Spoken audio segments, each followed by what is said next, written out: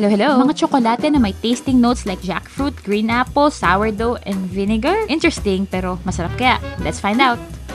First time ko nakakita ng gantong packaging. Thick quality foil, it's giving social na Tetra Pak vibes. I just wish may zipper for convenience. All 4 bars look classic and simple. Walang white marks, kahit 70% dark, meaning maganda yung pagka-temper ng chocolate. Magaling! Each bar has only 2 ingredients.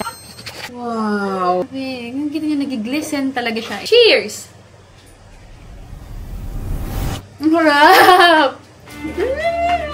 Ang sarap ng bakla ng chocolate.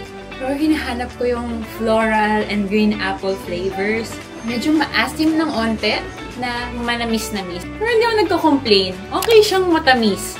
Kaya siguro siya great taste. Not the coffee. Ito galing tupi. Ito may onting snap. Parang snap. Cheers!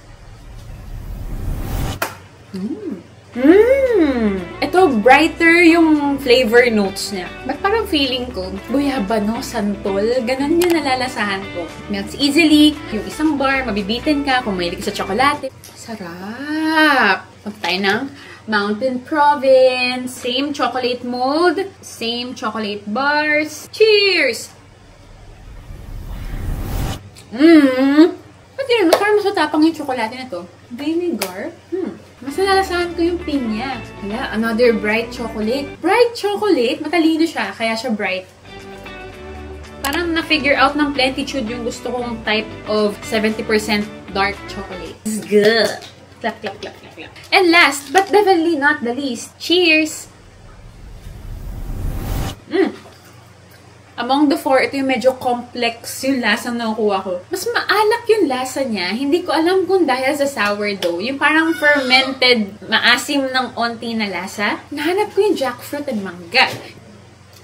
O baka may mali na sa panlasa ko. Pero yung sourdough, yung dark chocolate, masarap din. Mas gusto ko tong kinain na cold. And honestly, all 4 taste exquisite. Exquisite? For this taste and quality, it's fairly priced.